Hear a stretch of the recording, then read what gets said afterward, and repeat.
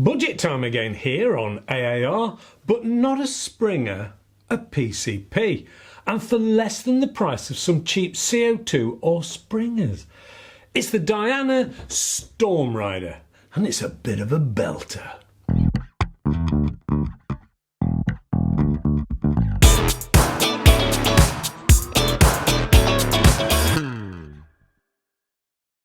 Hello and welcome to AAR on Air. Today is the turn of another really low cost gun for those of you who need to watch the budget a little closer than some of the label chasers out there.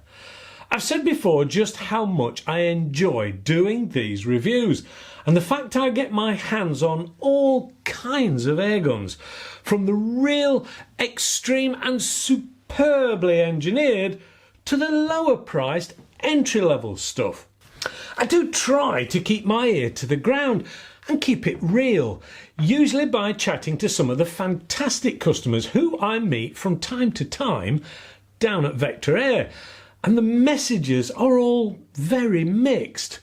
Truly, from the die-hard must-have a designer label gun, whether it's any good or not, to the guys who want a simple replica pistol or a beginner's rifle because they're new to the sport, and everywhere in between all of those things. So, if money is a little tight but you want a PCP that won't break the bank but is easily capable of doing the beer bottle top challenge,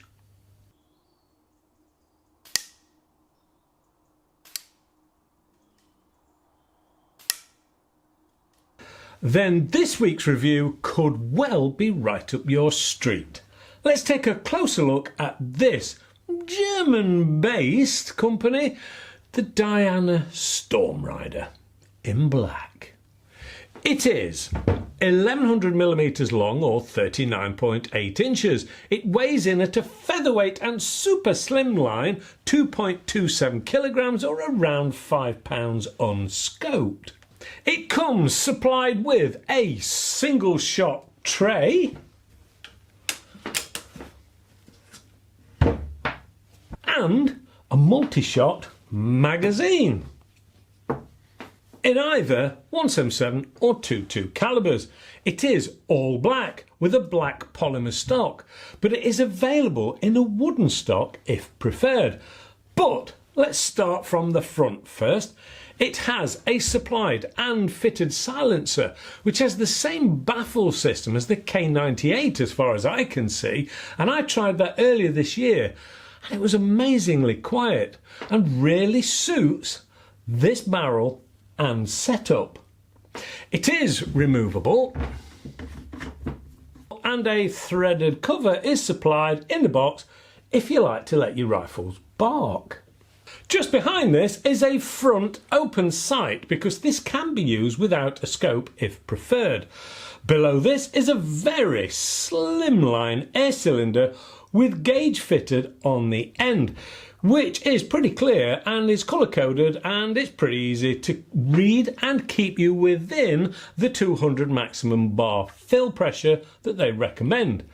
The supplied fill probe is used just behind this gauge for quick fills from your pump, tank or compressor, and again is about as simple as it comes. That barrel is approximately 480mm or 19 inches long, 3/4 of the way down which is a barrel strap that holds the removable and fully adjustable rear open sight for those non-scope shooters out there.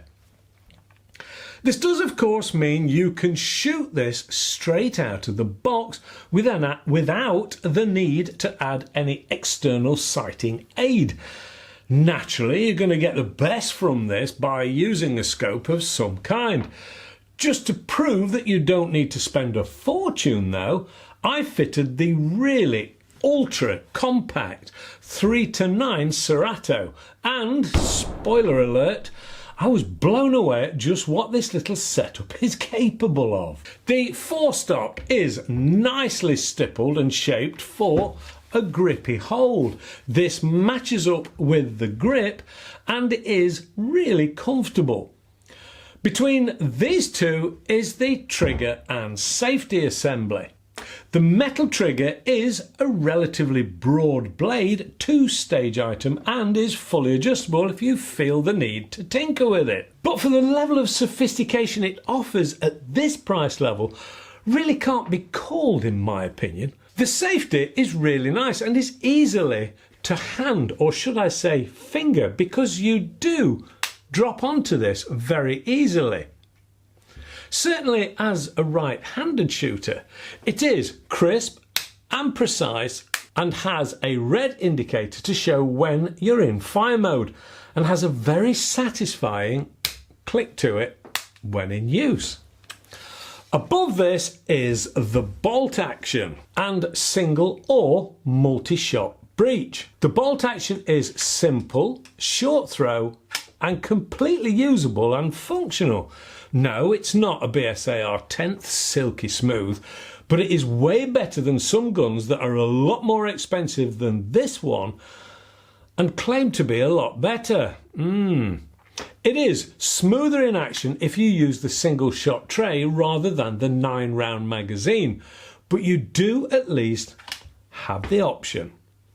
The dovetail rails on the top are quite tight and close together, so if you're thinking of putting some huge scope on this, you'll probably need to remove the rear sight and use the mounting position there, maybe. Whatever you do, you will probably find the magazine doesn't get in the way.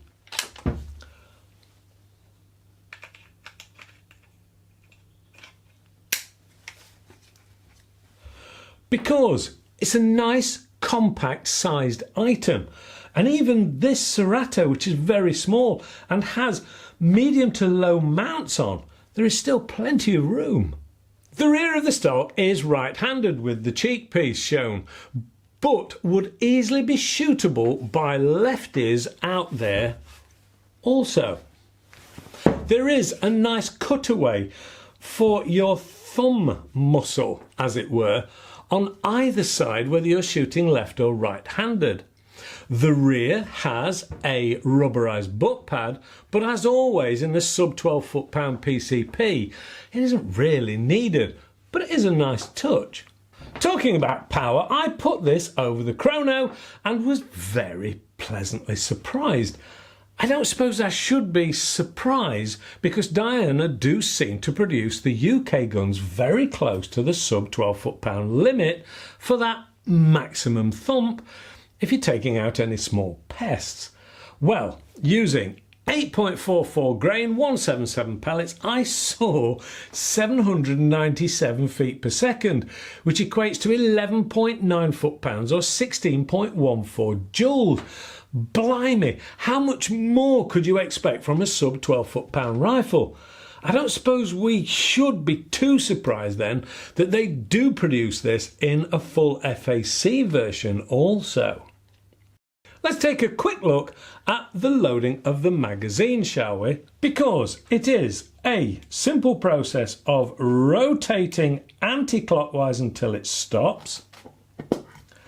Drop in, skirt first, your first pellet, then slowly rotate back clockwise, slotting in each individual pellet head first as you go, until, in this case with the 177, you've got all 9 rounds nicely sat in place, ready to then be dropped into the gun, and you're ready to shoot. Now at this point I usually go to target work, but I've already said this is capable of the beer bottle challenge, and it took just 8 pellets to zero this in, simply resting myself against a wall.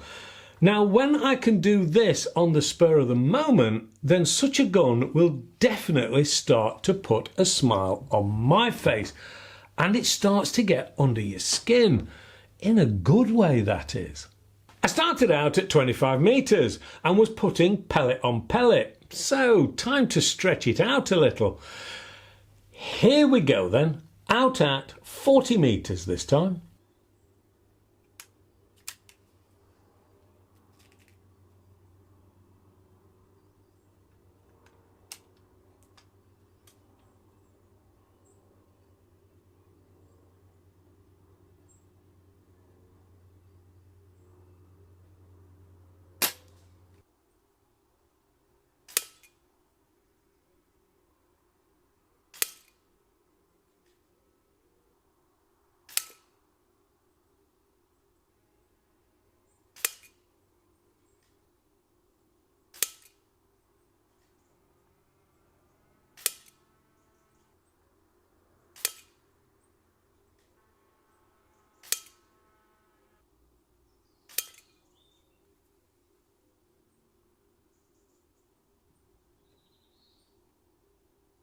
Now I think for such a budget gun, that is pretty darn good, really pretty good.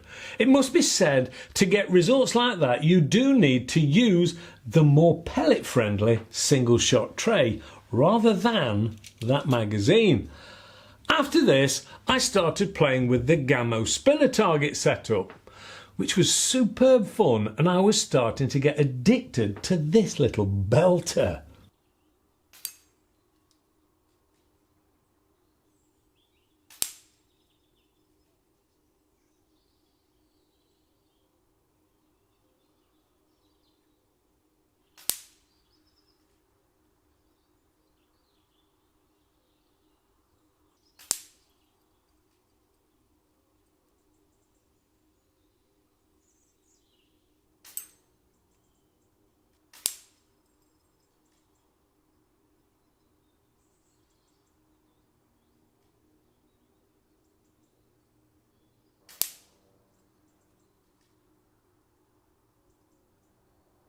You know, this really is a great all-rounder. It is lightweight, capable and easy to use. Oh, and did I say it was cheap?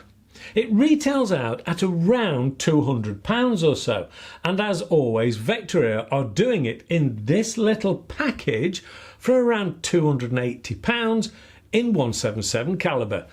But as always, they don't have an inexhaustible supply of them. Is it perfect? Well, no, but for the money it's about as close as you would want to be. Is the magazine too small at 9 rounds in 177 or 7 rounds in 22? For some people, possibly. But I don't suppose they're expensive to buy more magazines if you feel you need more. Will it have a high shot count with such a thin 100cc air cylinder? Well, you're not likely to get through a full tin load of pellets from a single fill-up, that's for sure. But at this price, you could afford to buy your own diver's tank and have as many shots as you like.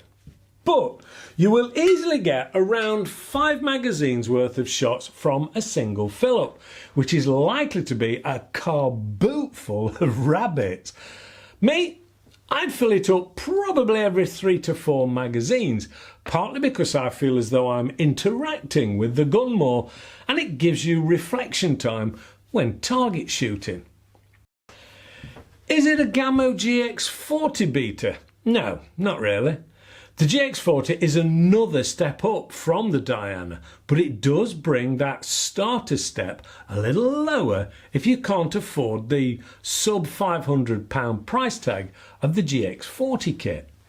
Would I buy one? Yes, I would. It's a real joy to use and leaves a smile on your face without breaking the bank, and it's less likely to cause a fallout with your other half at home.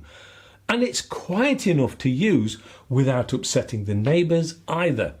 Oh, and it's a cracking gun to start the younger generation off because it is lighter and very easy to use. But remember, it is full power and it's not a toy in any way, shape or form. It is a belter in every sense of the word. This week's programme has been a real joy to do, and I will certainly be hanging on to this one for a little while longer for some more fun. Hopefully you've enjoyed it too. If you have, please give us the old thumbs up, subscribe if you haven't already, share, and of course click the old alarm bell to be notified when the new programmes are released. Thanks as always to Mrs. AAR for managing the merchandise and yes, most everything in the background. There are all these links below to get involved with as well. Sadly, there isn't an AAR Facebook group anymore, as this was closed down by Facebook because of the participants abusing Facebook rules. But there is the AAR website forum and you can join in with that. And finally, as always, thanks to Vector Air for the loan of this fun-packed little black number. Above all, as always, thank you for watching. So, stay safe and shoot safe. And hopefully, I'll see you next week with another little surprise. Bye for now.